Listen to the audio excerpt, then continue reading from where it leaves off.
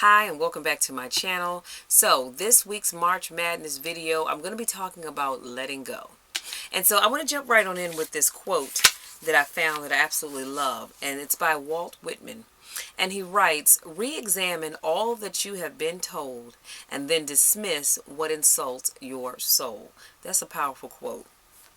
So ask yourself, what is it that you're holding on to that you know you need to let go of? And if you're honest with yourself, you know that you have some things in your life that you need to let go of because you've been holding on to them way too long. And let me put it into better perspective for you. Some of you all are holding on to people that you know you need to let go of, but you've been holding on to them because you're hoping they'll change. You're hoping that they'll want something that they don't want, and you need to let that go.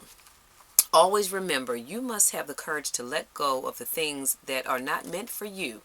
So here's 7 tips that you're going to gain when you let go of things. Number 1, you get to see people for who they really are. Sometimes when we're too close to the situation or to the person, we can't really see them for who they are, good, bad, or otherwise. Number 2, you grow beyond what other people think. We have always been We have all been misunderstood by someone in our lifetime. You can now live life without misunderstandings, which makes life so much easier. Keep in mind that people will see you the way that they want to see you, and there's really nothing that you can do about that. Number 3, you will begin to find inner peace. The Greek philosopher Epictetus, I may be saying that wrong, but I'll have that in the description box, said it perfectly more than 2,000 years ago. People are disturbed not by things that happen to them, but by the principles and opinions which they form concerning those things. When we're hindered or disturbed or grieved, let us never attribute it to other people, but to ourselves. That is to our own principles and opinions. American psychologist Albert Ellis has proven that how people react to events is determined predominantly by their view of the events, not the events themselves. And then I just had a little blurb here. Peace of mind can arrive any place and at any time. The moment you come to peace with what's on your mind, it happens when you let go of the need for things to be different than they are. Number 4, you learn more about you learn more about how life really works. When you attempt to control the uncontrollable, you automatically block yourself from the truth. You resist how everything works rather than learning about it. Instead of trying to make things work exactly the way you want them to work, just sit back and watch them work. And this is something that I had a hard time doing, but I do a much better job of doing now. Number 5, you experience more of life's pleasant surprises. Life is so full of unpredictable beauty and the magnificent surprises. Sometimes the sudden, unexpected arrival of this beauty is almost too much to handle. Number 6, you free your mind from needless worries. No matter what happens, no matter the outcome, the sun will rise and set. Let me say that again.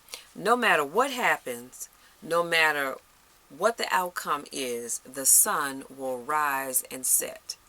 You said if you're not getting that, you understand it later on. So it doesn't matter what's going on in your life. This evening, the sun that's up now, it's going to set. Tomorrow morning, God willing, the creek don't rise, that same sun is going to rise again. So it doesn't matter what's going on in your life. It doesn't interfere with that at all. So that'll sink in for you a little later. The world around you is going to spin one way or the other. So why not allow the universe to bless you in surprisingly and in joyful ways? Now think about this.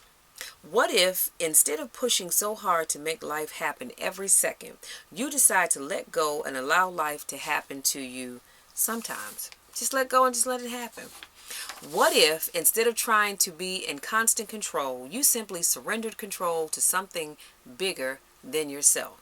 Again, I had to learn this lesson because I was always that one trying to be in control of everything. What if instead of working so hard to figure out every answer, you allowed yourself to be guided to the solution in perfect timing? Number 7, You get more of what you want by doing less. I've learned to stop trying to control everything. I just told y'all that, right? And everyone around me. The same philosophy holds true for many aspects of life. Stepping back and allowing certain things to happen means these things will take care of themselves, and your needs will also be met. You will have less stress and less to do, and more time and energy to work on the things you actually can control. Most importantly, your attitude and how you perceive things. Afterthought. Your mind is where the greatest conflict resides. Can I say that one more time? Your mind is where the greatest conflict resides. It's where half of the things you thought were going to happen never happen.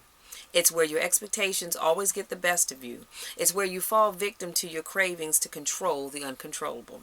If you allow those thoughts to dwell in your mind, they will succeed in robbing you of your peace, your joy, and ultimately your life. You will think yourself right into a nervous breakdown. Then you begin to fall into depression, and then ultimately into defeat. Honestly, there's so much about life that we can't control.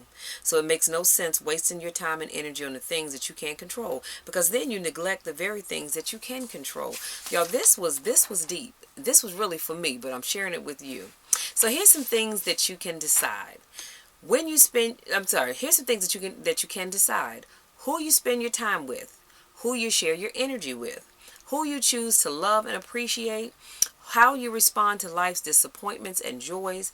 Lastly, you decide to control your attitude. And here's your bonus. In the end, our paths are rarely straight and narrow, and they were never meant to be that way anyhow. So let me tell you something. This video speaks volumes to me, but I wanted to share it with you guys because I just know that there's so many people out here that need to let go of some stuff and stop trying to control everything, because I was that person. I wanted to control everything, but I realized I can't control everything. So I stopped trying. I only focus now on the things that I can control. My attitude, the way I perceive things, the way I deal with people, the way I handle situations. And when you do that, you live a much, much better life. You're not stressing yourself out. You're not going into depression and all that other good stuff. So here's a quick recap. Things that you learn when you let go. Number one, you get to see people for who they really are. Number two, you grow beyond what other people think. Number three, you begin to find inner peace. Number four, you learn more about life, about how life really works. Number five, you experience more of life's pleasant surprises. Number six, you free your mind from needless worries. Number seven, you get more of what you want by doing less. And your bonus is, in the end, our paths are rarely straight and narrow, and they were never meant to be that way. So you lock these things in, I promise you, life will be so much more enjoyable for you when you stop trying to control everything.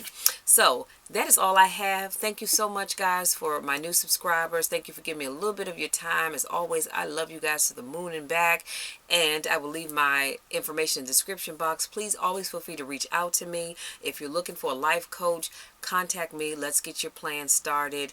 And until our next video, be sure to let go of something this week. Even if it's just one thing. It can be a small thing. Doesn't have to be anything major. But find something that you can let go of this week. Until our next video, take care.